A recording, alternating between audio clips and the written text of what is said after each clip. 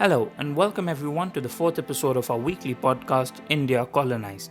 And I'm your host, Omer Haq. In today's episode, we are going to talk about the much less spoken Child's War, a war that had the potential to change the history of India. So, at the end of the podcast, you have a few questions to answer. Questions about how the history of India might have come out and what could have been the alternative history of India had the events of this war played out any differently. East India Company, since its advent in 1603, has consistently been victorious in India. It was for the first time in history of the world that the corporate company was gaining control over the politics of native land that they had begun to conquer, the lands that they originally set foot on for trade. But during the journey from becoming traders to the imperial masters of India, the company and the Britishers themselves faced many hurdles. Among those encounters was one that brought them humiliating defeat, so much so that the defeat could have resulted in their expulsion and of the company from Indian lands. Later on, the company tried really hard to wash away this mark of shame from the forehead that it had made sure that the event never saw day's light again. This makes it quite evident as to why the events that I'm going to narrate is something quite untouched in popular understanding of British history of India. This is also the reason why that many do not know that before the English fought the Marathas and Tipu Sultan, they had also tried to wage war against the last influential Mughul Emperor Aurangzeb Alamgir. But the efforts were all in vain. Once they realized the defeat, the English ambassadors were sent off to the Mughal court and turned up with their hands tied and their nose rubbing the ground, offering apologies and seeking royal pardons, not to be punished for their mistakes. What caused this dramatic end was the English tariff and taxes that were paid to the Mughals for their trade in India. English had their ports in Surat, Bombay, Bengal, and a few here and there, from where they exported cotton, muslin, jaggery, sugar, spices, and other items to Europe and England, which they held quite a great demand in Europe. To carry out the trade, the English paid 3.5% of the total value of the goods as a tariff to the Mughal authorities. When they were paying this, they did not have to pay taxes. Taxes was not paid separately on English goods, so taxes were exempted on English trade in India. This was a deal that had been struck between the English and the Mughals exclusively.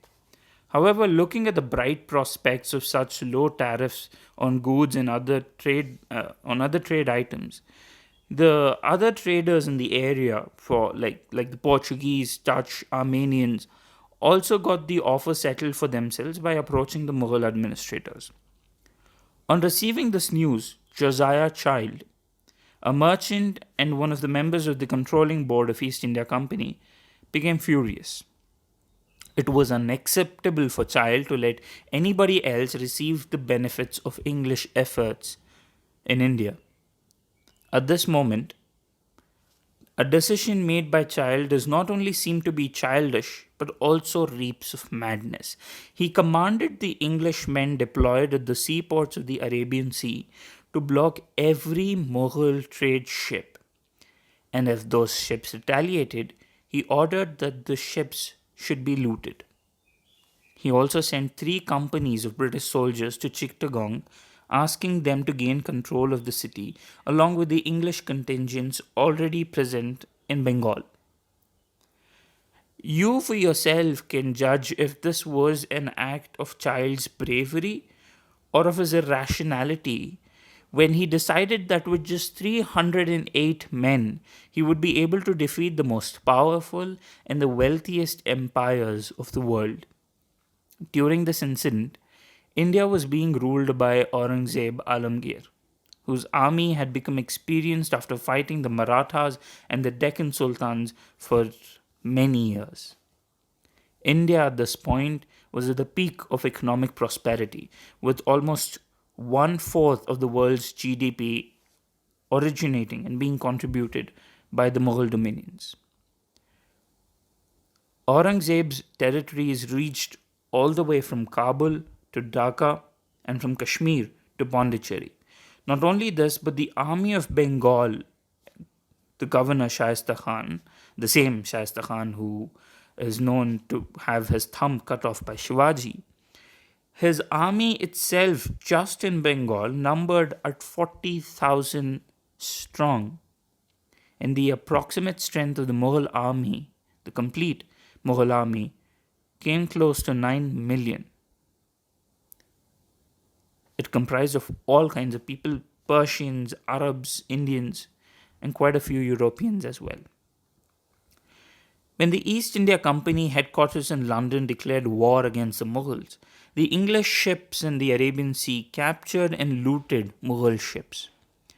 In a befitting reply, one of the ministers of Mughal court, Yaqut, using one of his biggest war vessels, surrounded Bombay and laid siege to the factory. John Hamilton, one of the residents and traders present in Bombay at the time, writes eyewitnessing accounts about the incidents that happened. He writes that when Yaqut arrived to siege the city, he turned up with a force 20,000 strong. People inside the fort began to run for their lives, with women carrying their children in arms, running helter-skelter, not understanding where to seek refuge. The fort was in complete chaos. Men running to grab arms and children crying, many of the elderly left unhelped and abandoned. Scorching sun and humid sea breeze only made the situation worse. Hamilton writes in his book that Yaqut occupied surrounding company areas and he hoisted Mughal standards and flag as high as the eyes could see. The men who went to fight the Mughals outside were defeated, captured, humiliated, and massacred.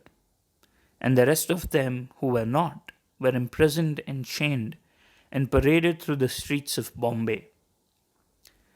Bombay was an island that was gifted to King Charles II of England as a dowry from the Portuguese, as they found it to be a useless piece of marshland.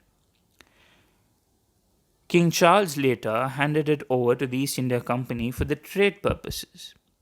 That was when that the English built a fort to secure their trade interests in Bombay and the Arabian Sea.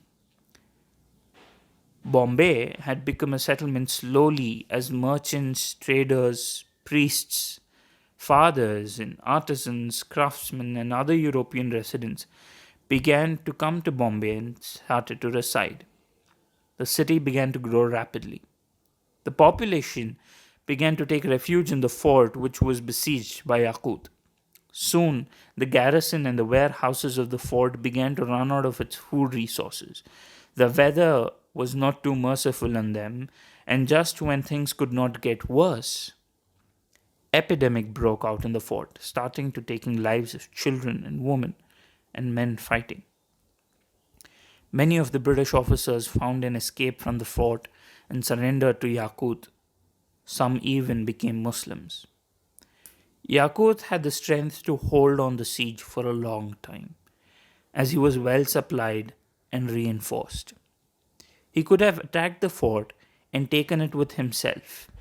However, he thought that the fort, just like a ripe mango, would fall into his own arms, and that he felt that mounting pressure on the fort by firing cannons on them might just do the right trick. Similar incidents took place in Bengal when Shaista Khan had besieged the fort in Bengal and had cut every source of relief to the fort. As the governor of Bengal had blocked all ways leading to the fort, the siege of Bengal ended rather sooner than that of Bombay.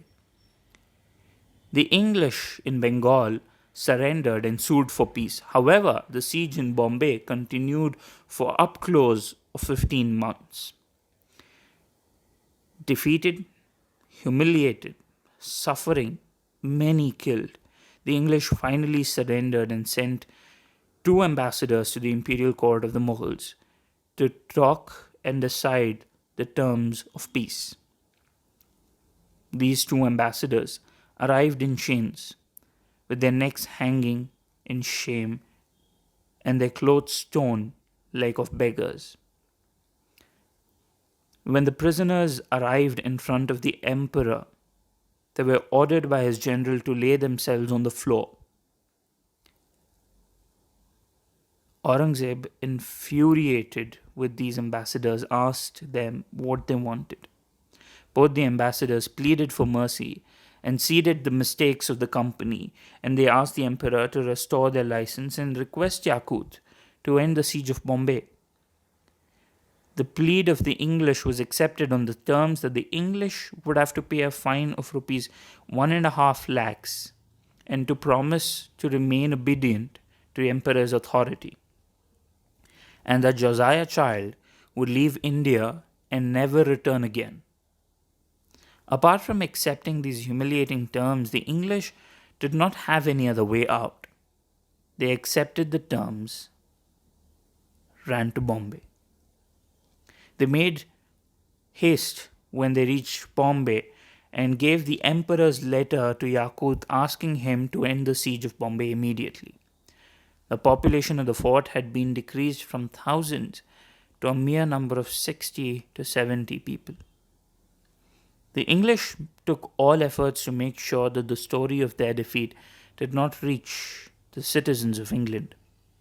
When one of the Englishmen, John Empton, wrote a book about the incident 6 years later, he claimed that the reason for this defeat was the Mughals' deceitfulness, a claim for which he was later awarded a cash prize of £25, quite a considerable amount at that point of time for what a statement he had made.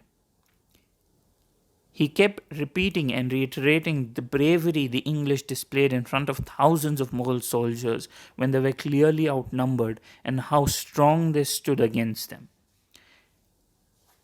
John even went to the extent to claim that the victory was not of Yakut, but of the English who had won this battle. John does not take any mention about the treatment of the British ambassadors in the Mughal court. John Hamilton, the eyewitnessing account, on the other hand, wrote a book about what he witnessed, but the book took almost 40 years to get published, enough time for the public to have forgotten the incident of Child's War. But the most interesting question at the end of all of this arises is, what would have been the state of Indian history had Aurangzeb not forgiven the Britishers and had he not restored the trading rights of the country? How would India have been today if only the single pardon had not been granted to the English? What if he had not felt so merciful at that point of time? What would have been forced to have left India, never to return again, lest discontinue their privileged trading rights? But also, why did Aurangzeb forgive them? Was he worried about the trade opportunities his land would miss on? Or was he worried that the English might grow powerful and retaliate? A question to which we do not have an answer, and probably we never will know why. Really be glad if you could share with us your experience of listening to today's episode and help us to improve further. Do feel free to contact us on any further questions or queries or suggestions that you might have on our social media pages or to us, or you could write an email to us. All the links are in description. Thank you very much. Have a good day.